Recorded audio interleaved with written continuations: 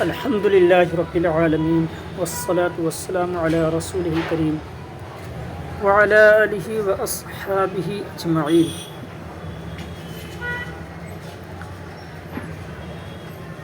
آداب تلاوت قرآن کے تعلق سے گفتگو چل رہی تھی، اور انہی آداب تلاوت قرآن میں سے آج یہ بتائیں گے کہ تلاوت قرآن کرتے وقت قاری اور سامع کی کیا کیفیت ہونی چاہیے، اس کو حدیث رسول اور حدیث رسول کے تحت بتائیں گے۔ آئیے دیکھتے ہیں۔ وَيُسْتَحَبُّ الْبُكَاءُ عِنْدَ قِرَاءَةِ الْقُرْآنِ، اور قرآن کی تلاوت کے وقت رونا مستحب ہے۔ وَالتَّبَاكِي لِمَنْ لَا يَقْدِرُ عَلَيْهِ، اور جو اس پر قادر نہ ہو تو رونے جیسا بنا لے۔ یعنی تلاوت قرآن کے وقت رونا مستحب ہے، لیکن جو شخص رو نہ پائے تو اسے چاہیے کہ وہ رونے جیسا اپنی بھیس کر لے، اپنے چہرے کو، اپنے من کو رونے جیسا بنا لے۔ اور آگے فرماتے ہیں والحزن والخشوع، اور تلاوت قرآن کے وقت حزن غمگین ہونا اور خشوع و خضوع کے ساتھ تلاوت قرآن کرنا یہ مستحب ہے۔ اب رونے کے تعلق سے جو مستحب ہے بتایا گیا، تلاوت قرآن کرنا یہ مستحب ہے رو کر کے، تو اس کی دلیل اللہ تبارک تعالیٰ کے فرمان سے دے رہے ہیں کہ وَيَخِرُّونَ لِلْأَذْقَانِ يَبْكُونَ، یعنی وہ روتے ہوئے ٹھوڑیوں کے بل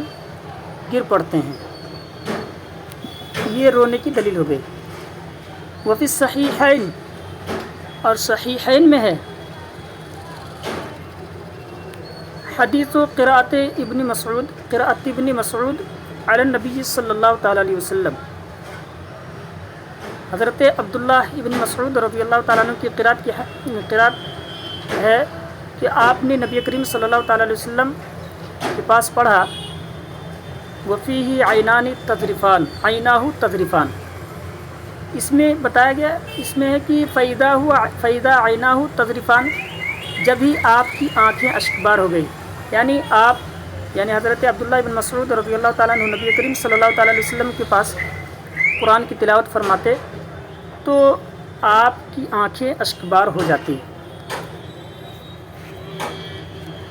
اب آگے بڑھتے ہیں۔ وفی الشعب للبیہقی عن سعد بن مالک مرفوعا، اور شعب الایمان امام بیہقی کی شعب الایمان میں ہے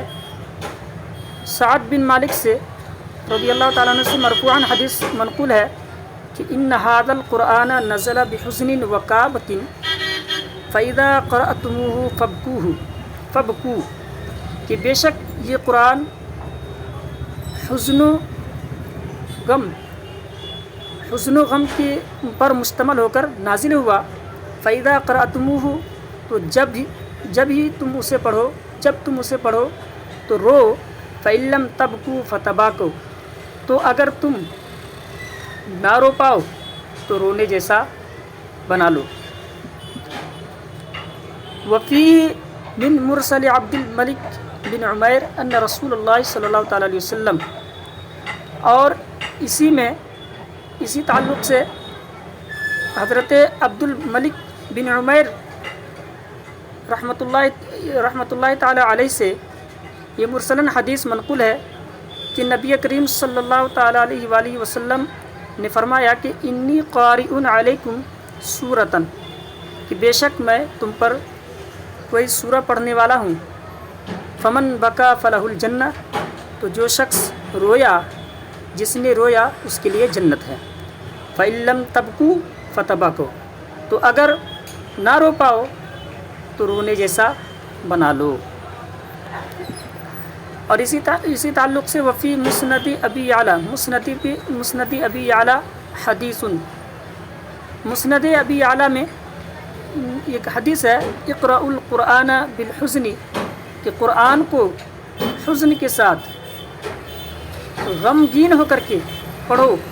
فإنه نزل بالحزن، کہ بے شک قرآن کریم حزن پر مشتمل ہو کر نازل ہوا۔ وعند الطبرانی، اور طبرانی کے نزدیک یہ ہے کہ احسن الناس قراءة من اذا قرأ القرآن يتحزن به، کہ لوگوں میں سے سب سے بہترین قرأت اس شخص کی ہے کہ اذا قرأ القرآن، کہ وہ جب قرآن کریم پڑھے تو یتحزن به، تو وہ اس کے ساتھ غمگین ہو جائے، یعنی غمگین ہو کر کے قرآن شریف پڑھے، حزن و غم کے ساتھ۔ اب آگے بڑھتے ہیں، اسی تعلق سے قال فی شرح مہذب میں فرمایا بطریقہ، اب یہاں سے بتانا چاہتے ہیں کہ اب رونا کیسے حاصل ہوگا، اسی کو بتا رہے ہیں کہ بطریقہ فی تحصیل البکائی، اور رونے کے حصول میں، رونے کا طریقہ کیا ہے، رونے کا جو ہے طریقہ حاصل ہوگا ان یتأمل ما یقرأ من التہدید والوعید الشدید والمواثیق والعہود، کہ وہ غور و فکر کرے جو کچھ پڑھے، مثلا تہدید یعنی ڈر والی آیت، والوعید الشدید یا سخت وعید والی آیت پڑھے، والمواثیق والعہود یعنی عہد و پیمان والی آیت پڑھے، تو غور و فکر کرے، ثم یفکر فی تقصیرہ فیہا، پھر اس آیت کریمہ میں اپنی کوتاہی پر غور و فکر کرے، فإن لم یحضرہ عند ذلک حزن وبکاء، تو اگر اس وقت حزن اور رونا دھونا حاصل نہ ہو تو فلیبکی علی فقد ذلک فإنہ من المصائب، تو چاہیے کہ وہ اس کے نہ ہونے پر روئے، کہ فإنہ من المصائب، کہ یہ چیز نہ ہونا بھی مصیبتوں میں سے ہے۔ یعنی کہنا یہ چاہتے ہیں کہ جب تہدید یعنی خوف اور سخت وعدے اور عہد و پیمان والی آیتوں پر اگر نہ روئے کوئی شخص، تو اس وقت نہ رونا بھی ایک بہت بڑی مصیبت ہے، تو اس چیز کو سوچ کر پھر اس پر روئے کہ آخر کیوں نہیں مجھے رونا آ رہا ہے، تو اسی طریقے سے روئیں۔ وَيُسَنُّ تَحْسِينُ الصَّوْتِ بِالْقِرَاءَةِ وَتَزْيِينِهَا، اب یہاں سے بتانا چاہتے ہیں کہ آداب قرآن میں سے یہ بھی ہے کہ حسن صوت کے ساتھ تلاوت قرآن کرنا، لحدیث ابن حبان وغیرہ، ابن حبان اور ان کے علاوہ کی حدیث ہے کہ زینوا القرآن باصواتکم، کہ قرآن کو اپنی آوازوں کے ذریعے مزین کرو، اور آگے یہ ایک حدیث ہے وفی لفظ عند الدارمی، اور دارمی کے نزدیک حسنوا القرآن باصواتکم، یعنی قرآن کو حسنوا کے لفظ کے ساتھ آیا ہے، کیا ہے پہلے والے میں زینوا تھا، دوسرے والے میں حسنوا ہے، یعنی قرآن کریم کو اپنی آوازوں کے ذریعے حسین کرو، بہتر کرو، تو فإن الصوت الحسن یزید القرآن حسنا یا حسنا، کہ بے شک اچھی آواز قرآن میں حسن پیدا کرتا ہے، حسن کی زیادتی کرتا ہے، اچھائی کو بڑھاتا ہے، اچھی آواز قرآن میں اچھائی کو، قرآن کے حسن کو بڑھاتا ہے۔ اب آگے فرماتے ہیں وَأَخْرَجَ الْبَزَّارُ وَغَيْرُهُ حدیثا، کہ بزار اور ان کے علاوہ نے حدیث تخریج کی ہے حسن الصوت زینت القرآن، کہ اچھی آواز، حسن صوت یہ قرآن کی زینت ہے، وَفِيهِ أَحَادِيثٌ صَحِيحَةٌ كَثِيرَةٌ، فرما رہے ہیں کہ اس تعلق سے بے شمار یعنی बहुत अहादीस सहीहा हैं। अब फरमा रहे हैं कि फ़इल्लम यकुन हसनुस्सौती हसनहु मस्तताअ बिहैसु ला यखरुजु इला हद्दि तमतीती वलगन्नाई या वलगनाई लिमा जाअ फिल हदीसी। बता रहे हैं कि अगर हुस्न सौत ना हो सके तो हसनहु मस्तताअ बिहैसु, तो अपनी ताकत व क़ुव्वत, अपनी हैसियत के एतबार से ये उसको बेहतरीन करे, कुरान करीम को अच्छी तरीके से अदा करे, कुरान करीम की आयत को, अल्फाज को, बिहैसु ला यखरुजु इला हद्दि तमतीत, इस हैसियत से उसको मुज़य्यन करे, अच्छा ये करे कि वो हद्द तमतीत तक ना निकल पाए, वलग़िनाए, और ना ही गाने की तर्ज पर निकल पाए। यानी तमतीत कहते हैं कि हुरूफ हरकतों के ज़रिए हुरूफ को पैदा करना, ये तमतीत कहलाता है। तो हरकतों के ज़रिए हुरूफ को पैदा करना ये तमतीत है। तो इतना इस तरह से उसको इतना मुज़य्यन, इतना अच्छा ना कर दे, अच्छा करने की कोशिश में हद तमतीत तक ना निकल पाए, ये इसकी क़ैद है। वलग़िनाए, और ना ही ग़िना की हद तक निकल पाए। कि लिमा जाअ फिल हदीसी, जैसा कि हदीस मुबारक में आया है कि इक़राउल क़ुरान बिलहूनिल अरबी व अस्वातिहा, कि कुरान को अरबी तर्ज के ज़रिए और उनकी आवाज़ों के ज़रिए पढ़ो। व इय्याकुम व लहून अहलिल किताबीन व अहलिल फ़िस्क़ी, और किताबियों और फ़ासिक़ों की तर्ज से, फ़ासिक़ों के तर्ज से बचो। फ़इन्नहु सयजीउ अक़वामुन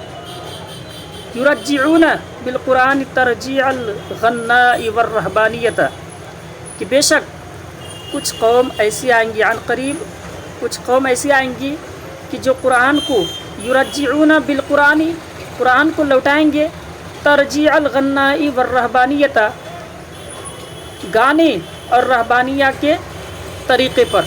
यानी कुरान को वो पढ़ेंगे गाने और रहबानिया के तरीक़े पर। रहबानिया कहते हैं यहूद नसारा, यहूद नसारा के तर्ज पर वो कुरान करीम को पढ़ेंगे। तो ला युजाविज़ु हनाजिरहुम, उनके हंसली के हड्डी के नीचे वो तजावुज़ नहीं करेंगे। मफ्तूनतन क़ुलूबुहुम, उनके दिल फितना परवर होंगे। व क़ुलूबुम मन युजिबुहुम शानहुम, और उनके दिल भी फितना परवर होंगे कि जिनको उनकी आदत भा जाए। अखरजहु तबरानी वल बैहक़ी, इसकी तखरीज, इस हदीस पाक की तखरीज तबरानी और बैहक़ी ने की है। अब आगे फरमाते हैं क़ालन नववी, इमाम नववी फरमाते हैं कि वयुस्तहब्बु तलबुल क़िराअति मिन हसनिस सौती वल इस्ग़ाइ इलैहा। इमाम नववी फरमाते हैं कि क़िराअत का हुस्न सौत से मुतालबा करना मुस्तहब है। यानी हुस्न सौत के साथ अच्छी आवाज़ के ज़रिए क़िराअत तलब करना मुस्तहब है। जो शख्स इसका मालिक हो उससे अच्छी आवाज़ के साथ कुरान करीम की तिलावत का तलब करना ये मुस्तहब है। वल इस्ग़ाइ इलैहा, और उसकी जानिब यानी आयत कुरानी के पढ़ने के वक्त लगाव, माइल होना, अपने आप को गौर से सुनाना ये मुस्तहब है। लिल हदीस सहीह, हदीस सही की वजह से वो ये है कि वला बअसा बि इस्तिमाई, हदीस सही की वजह से वला बअसा बि इस्तिमाइल जमाअत फिल क़िराअति वला बि इदारतिहा, कि कोई हरज नहीं है कि जमाअत के इज्तिमा के साथ क़िराअत में, यानी क़िराअत में जमाअत के इज्तिमा के साथ क़िराअत करने में कोई हरज नहीं है। वला बि इदारतिहा, और ना ही उसके बारी बारी पढ़ने में, यानी نہ ہی جماعت کے اجتماع کے ساتھ قراءت کرنے میں کوئی حرج ہے، اور نہ ہی اس کے باری باری پڑھنے میں کوئی حرج ہے۔ اب ادارتها کا معنی بتا رہے، وہی ہے ان یقرأ بعض الجماعت قطعۃ ثم البعض قطعۃ بعدها، اور ادارہ کا مطلب بتا رہے ہیں کہ وہ یہ کہ بعض جماعت کچھ حصہ پڑھے، پھر بعض جو ہے اس کے بعد کچھ حصہ پڑھے۔ یہ ہوئے تحسین صوت اور ادارہ کے تعلق سے گفتگو۔ اب آگے فرما رہے ہیں کہ قرآن کریم کے آداب میں سے یہ بھی ہے کہ قرآن کریم کی تلاوت کرے، وَيُسْتَحَبُّ قِرَاءَتَهُ بِالتَّفْخِيمِ، یعنی تفخیم کے ساتھ کلام مقدس کی تلاوت کرنا مستحب ہے۔ لحدیث الحاکم، امام حاکم کی حدیث ہے، نزل القرآن بالتفخیم، کہ قرآن کریم تفخیم کے ساتھ نازل ہوا۔ قال الحلیمی، حلیمی نے کہا، ومعناہ، اب تفخیم کا معنی بتا رہے ہیں کہ ان یقرؤوہ علی قراءۃ الرجال، کہ وہ قرآن کریم کی تلاوت کرے مردانہ طرز پر، ولا یخضع الصوت فیہ ککلام النساء، اور قراءت میں آواز کو پست نہ کرے عورتوں کی کلام کی طرح،